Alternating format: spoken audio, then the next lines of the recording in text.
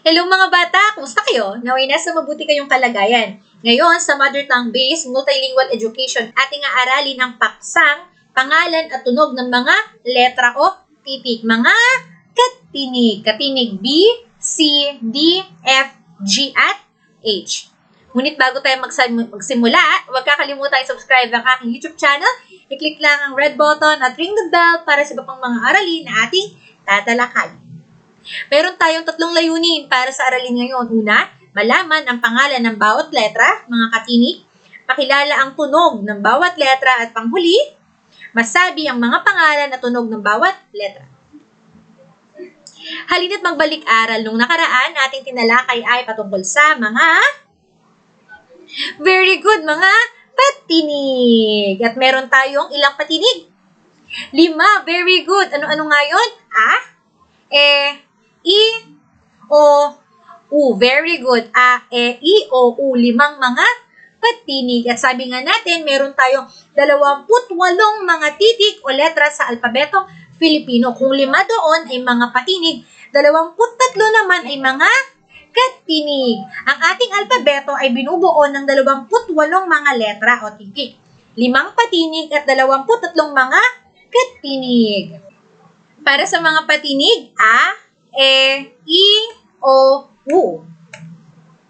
At mga katinig, meron tayong B, C, D, F, G, H, J, K, L, M, N, G, P, Q, R, S, T, V, W, X, Y, Z. At ang tatalakayin natin ngayon ay mga katinig na B, C, D, F, G, H. Para sa B, ang tunog ng titik B ay B. Ulitin nga natin. B. B, baso. Baka. Bola. Ulitin nga natin.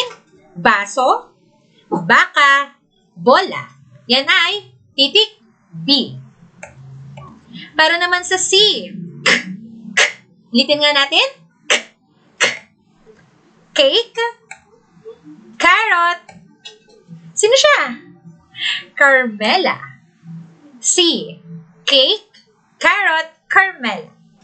Tunog ng titik C ay ang tunog naman ng titik D ay D. D. Ikaw nga? D. Dahon, daga, damit. Ano nga ulit? Dahon, daga, damit. Ang tunog ng titik D ay D. F. Ano naman kaya ang tunog ng titik F?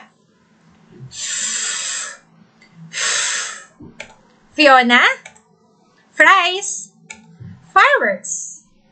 Fiona, fries, fireworks. Ang tunog ng titik F ay ang tunog naman ng titik G ay G. Ano nga ulit? G. Gatas, gagamba, gulong. Ano nga ulit? Gatas, gagamba, gulong. Ang tunog ng titik G ay G. G. At para naman sa letter H, ang tunog ng letter H ay hikaw, hipon, halaman. Hikaw, hipon, halaman. Yan ang mga katinig na B, C, D, F, G, H. Halina't magsanay, itaas naman ang iyong signboard na tama o mali. Taas ang tama kung tama ang sinasabi nating pahayag at mali kung mali. Una, ang gulong ba ay nagsimula sa titik G? Tama o mali? Very good! Tama! Ang gulong ay nagsimula sa titik G. Pangalawa, dahon. Ang dahon ba ay nagsimula sa titik B? Tama o mali? Mali, dahil ang dahon ay nagsimula sa titik D. Bola. Ang bola ba ay nagsimula sa titik C? Mali, dahil ang bola ay nagsimula sa titik B. Bola. Pang-apat, halaman. Ang halaman ba ay nagsimula sa titik H? Great job! Tama! Dahil ang halaman ay nagsimula sa titik H. At panghuli, fries. Ang fries ba ay nagsimula sa titik F? Very good! Tama! Dahil ang fries ay nagsimula sa titik F. Nice one! Ang mga katinig na ating nanalakay ay titik na B, C, D, F, G, H. Mga katinig B, C, D, F, G, H. Tandaan, ang ating alpabeto ay binubuo ng 23 mga katinig. Ang bawat letra ay may katumbas na tunog. Para sa ating takdang aralin, magtala ng mga salitang nagsimula sa mga katinig na ating tinalakay ngayon.